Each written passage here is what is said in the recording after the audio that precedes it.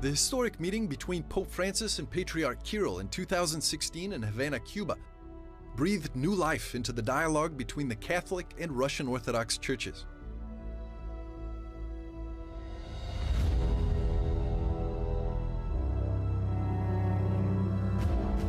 Since the signing of the joint declaration in Havana, the two churches are now dedicated to the implementation of their written commitments.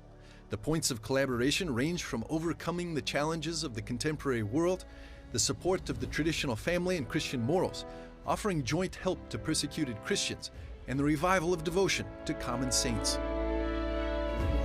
In this special episode, we'll bring you into Rome's 4th anniversary celebrations of the historic meeting between the Pope and Patriarch, and we'll explain how and why all Catholics should work for the unity of Christians.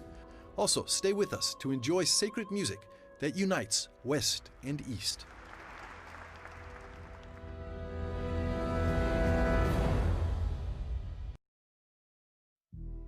The 4th anniversary of the historic meeting was celebrated in Rome with a conference at the Pontifical University of St. Thomas Aquinas. The president of the Pontifical Council for the Promotion of Christian Unity, Cardinal Kurt Koch, explained that each year the celebration is dedicated to a specific point from the joint declaration. And this 4th anniversary was focused on deepening the tradition of veneration of common saints.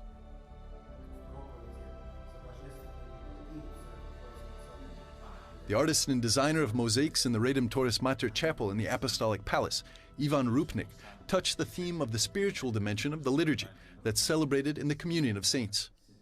In the liturgy, we penetrate, we enter in the heavenly liturgy, because there is only one liturgy and only one celebrant, offerer, and priest who is Christ. And there we find only redemption. There is only redeemed humanity.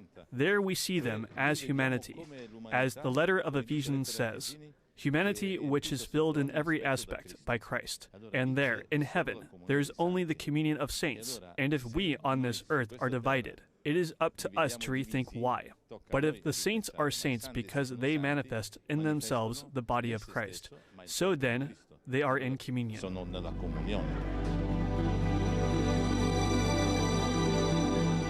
In his art, Rupnik found a way to connect and reconcile traditions of West and East. Come dice Ratzinger, per recuperare noi la nostra. As Ratzinger says, to recover our Latin tradition and liturgical art, we must necessarily draw knowledge from the Church still united in the first millennium. The East in some way has remained very faithful to that period, perhaps even a little firm, but has remained within the ancient tradition. I'm not taking this first millennium or the art of the Eastern churches as a module to copy, because copy does not have life. Instead, I take the inspiration. I think it is very important to take the inspiration of the memory of the Church. Every night, I'm studying Romanesque and early Byzantine, because I want these memories to live totally inside me. Romanico, primo bizantino, eccetera, perché vorrei che queste cose abitano totalmente dentro di me. Russian Orthodox Metropolitan Hilarion pointed to the example of veneration by Pope Francis of the Russian Orthodox saint Seraphim of Sarov. He said that the Pope prays every day for the intercession of this saint.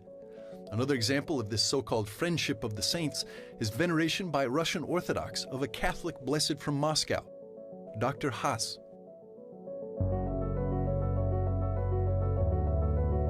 The common saints are inspiring a rapprochement. Apart from the yearly meetings, there are more than 10 cultural and humanitarian joint projects between the two churches. Among those projects, I would like to mention one that is particularly dear to me: helping children from Syria who suffered during the war, and those whose limbs were torn off or not blown up by mines or bombs. They can't be cured, of course, but we can help them. We can give them a chance for a complete, normal life. Мы можем им дать шанс на полноценную, нормальную жизнь. One of the obstacles of ecumenical dialogue is to bring clarity to the difference between evangelization and proselytism. Evangelization is sometimes seen to be an aggression against another's identity. So what's the difference between evangelization and proselytism? Я думаю, что разница здесь очень существенная. I think the difference here is very significant, because evangelization is the preaching of Christ. It is the preaching of Christian spiritual and moral values. And of course, each of us preaches Christ through the prism of our faith, our spiritual experience. We Orthodox and Catholics cannot now solve the problems that have accumulated for 10 centuries.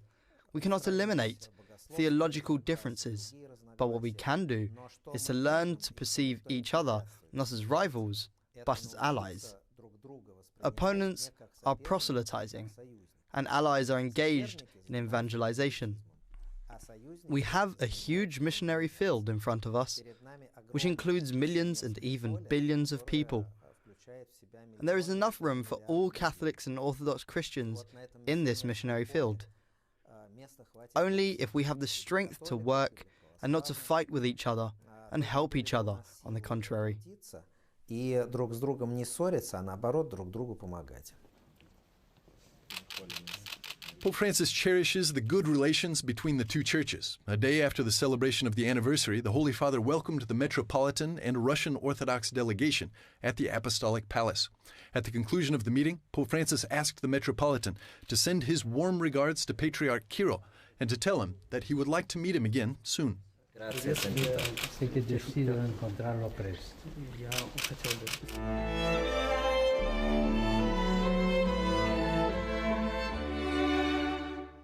After a short break, we'll explain ecumenism from the Catholic point of view. Stay with us.